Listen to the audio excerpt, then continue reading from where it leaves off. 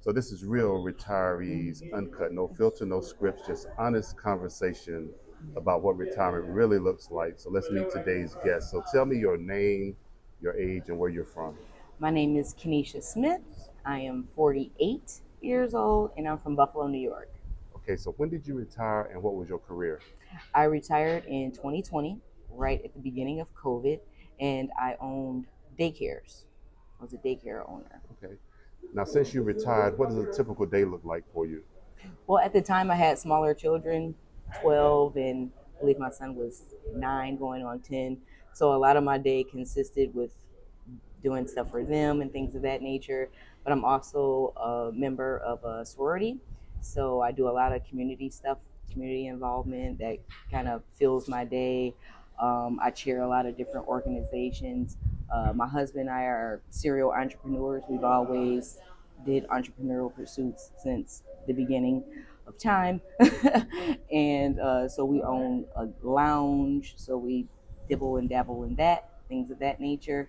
And that's kind of like what my day consists of, doing things for the lounge, creating menus, thinking of different events for our lounge and things of that nature, and just basically going on a lot of vacations and kind of living the life that I want to live. What type of lounge is it? It's a cocktail lounge in Okay. Buffalo, in downtown Buffalo. Yeah. And you can plug it if you want to plug your lounge. Deco_lounge or Deco Buffalo, Instagram Deco Buffalo, Facebook Deco Buffalo. Check us out. Okay. And what do you enjoy most about retirement? The freedom. I don't have to report to anyone. Well, I haven't had to report to anyone in a long time because, again, I was an entrepreneur. Uh, but just the freedom of my time. The most precious commodity is my time. And if I want to go on vacation or if I don't have to, get permission, I don't have to, fill out any paperwork or anything like that. I can just go and do as I please. And that's the biggest reward is my time.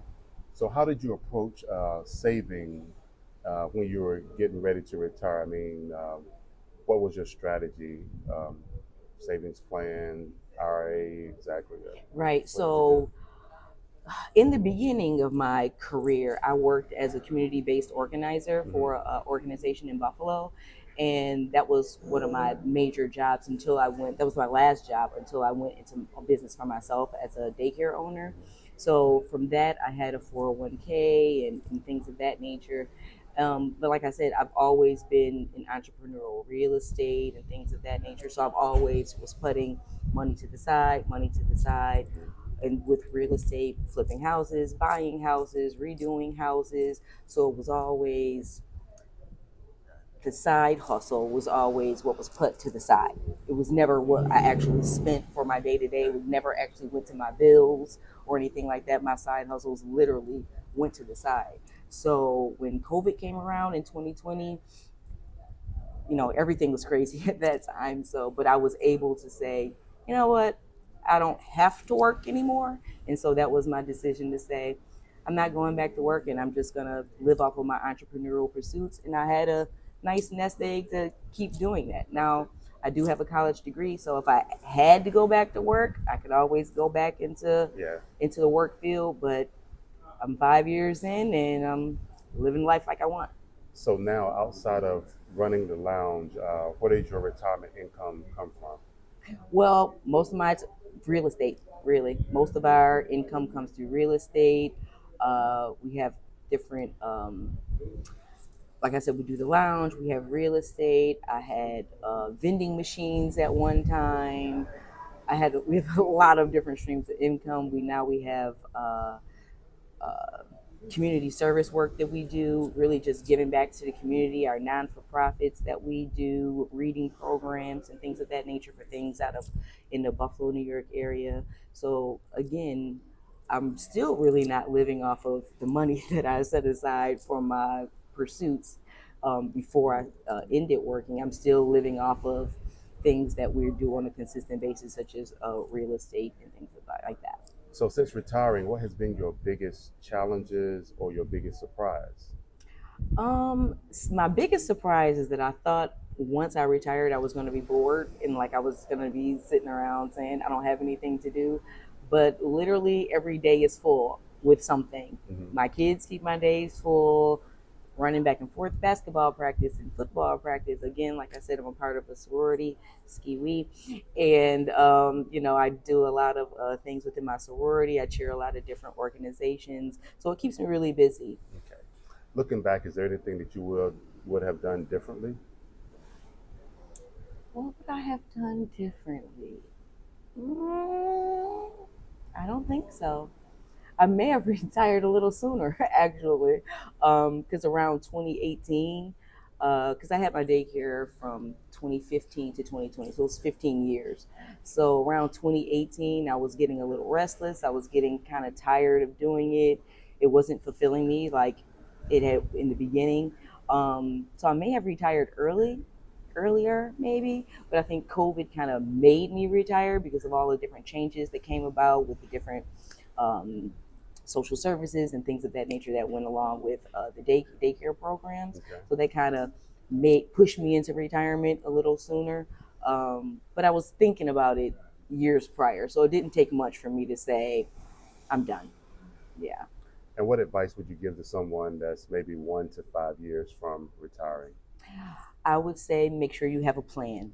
Make sure you have a nest egg so that you can continue to live your life the way that you want to live it. Freedom is the number one thing for me. Um, like if my daughter, leaves her homework, Mom, can you bring my homework? My son needs something. I can get up and do that. I don't have to take off of work, and things of that nature. But I would definitely say make sure you have a nest egg to the side, and that is a nest egg that you can live comfortably on under, not a nest egg where, well, I can only spend this amount, or you still feel limited, or you can't go on vacation, or your nest egg only keeps you at home and only pays your bills. Okay. It should always provide for the extra things in your life as well. Have you had any major lifestyle changes? Have you downsized in your house, or have you traveled more, or done anything as a major lifestyle change? Major lifestyle changes, I've actually traveled more. Um, this is my fourth cruise this year. So I actually travel because I'm not tied down to a job where I could only go for a week or for 2 weeks during the summer. I can vacation whenever I want. And because of the passive income that I have through different outlets, like I was saying, my real estate and things of that nature. So I can use that to go on my vacations, and I'm guaranteed income no matter where I am. So if I'm on a cruise ship, if the first of the month comes, I'm getting paid from my other investments. So it's always good to have a side hustle no matter Yeah, what it making money is. while you sleep, right? Absolutely. Absolutely. Yeah. So, what do you define as retirement success? Being able to do what you want to do, being able to live how you want to live, and retiring at an age where you can still do those things. Yeah. Plenty of people retire at 70, 75, or I'm going to work 2 more years and then I'm going to retire. But a lot of life has passed you by. At this point, I can speak from different members of my family who have retired at 72, 75 years old, and but now they have arthritis and they can't walk that far, or they need a cane or a walker or things of that nature.